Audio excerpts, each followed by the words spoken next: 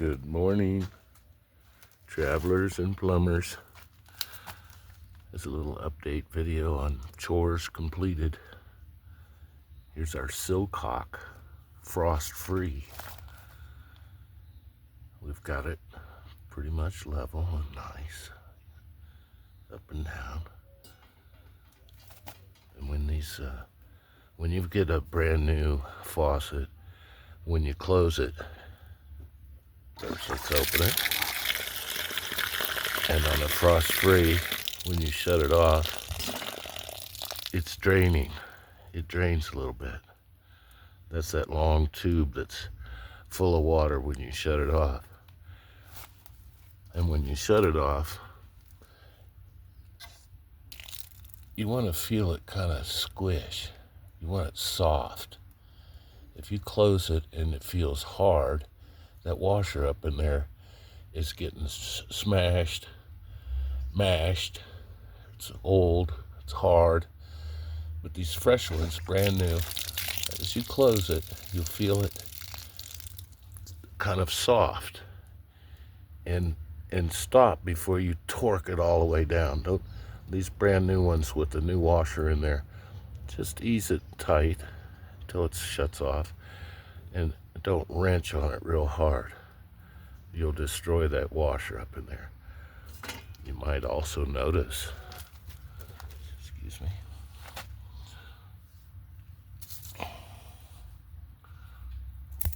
little pointer.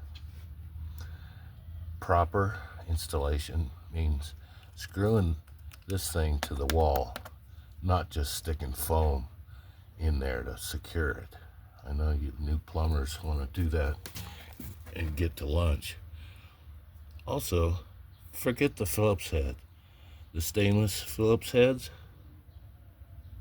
come to the 22nd century. Use a star bit or a star screw. These are deck screws, and they're coated, and they're meant to be out in the weather, so they'll work fine here. And with a star bit, these will come out better than an old Phillips head or even a standard. And you want to add a little washer in there for extra stability.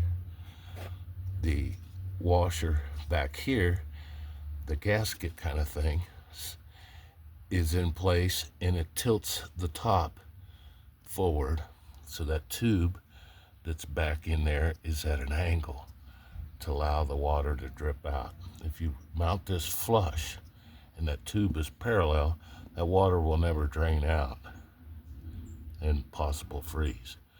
So it comes with a washer that's fat on the top and thin at the bottom, and when you torque it down, it forces the whole unit to be at an angle. Doesn't look like it, but it is at an angle. See, run your water, and you see that last bit of water coming out. That's that tube that's draining. All right, we got another chore over here. All right, we had some missing siding on this wall. Those are 14-inch wide boards from some mill, and the top two were missing for 2 years. So now they're covered up. And we've added a piece of metal at the top.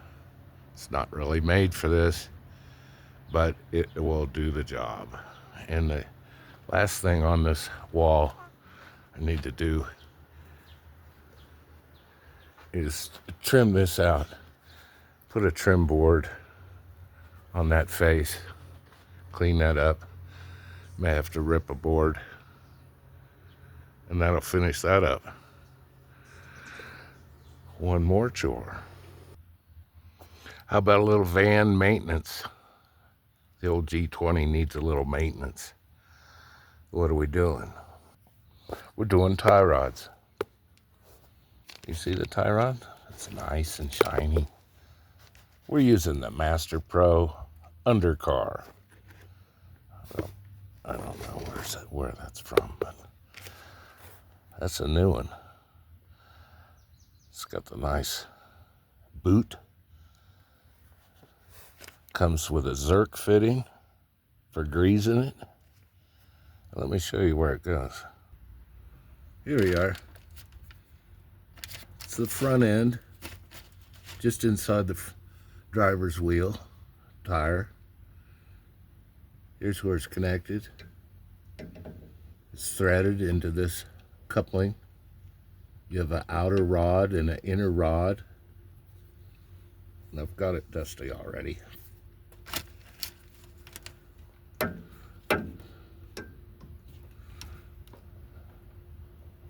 That's a new one. It's going to mount in there like that.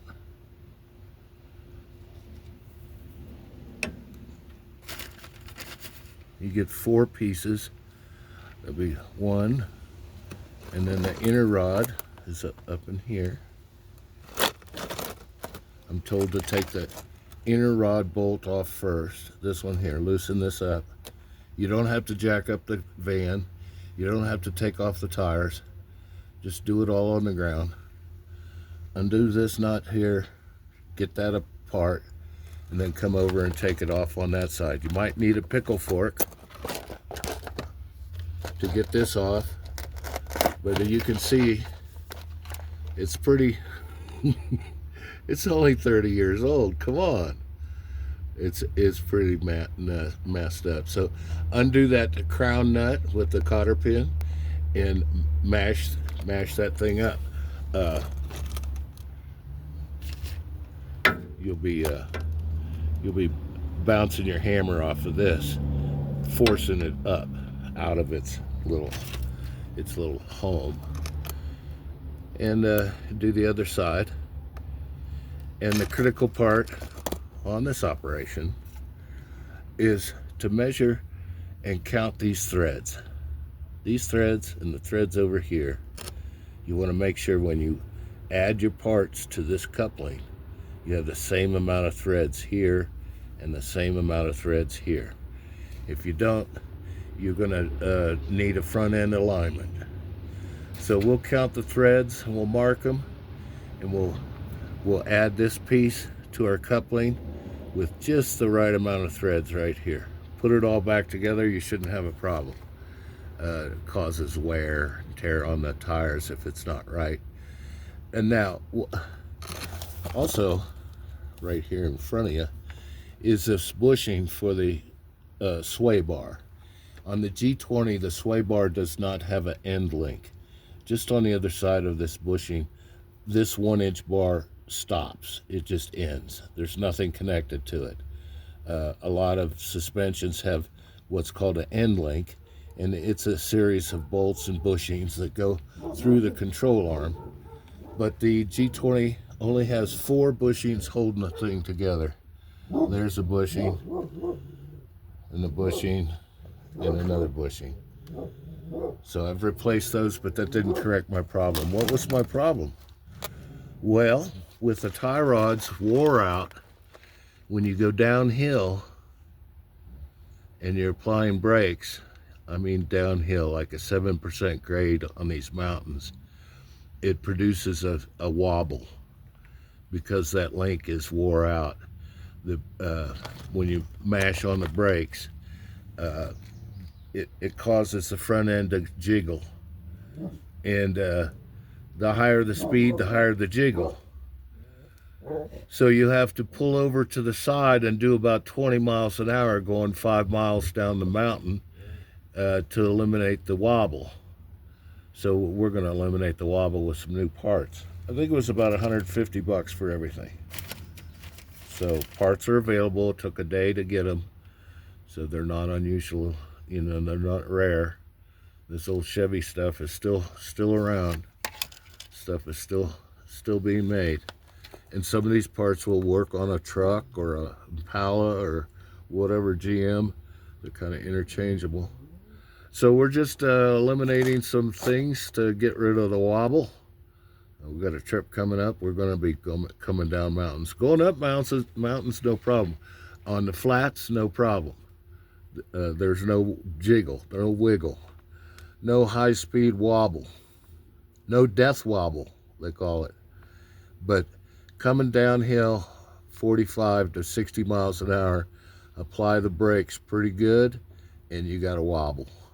And so the other thing you want to check is rotors. Make sure they're not warped, and the front axle bearing. Make sure that's tight and greased up. I think we'll be okay. Okay, those are our chores for today. Completed chores and some van maintenance. Hope you're doing maintenance on your vehicle. From Saguache, Colorado, it's your Coastal.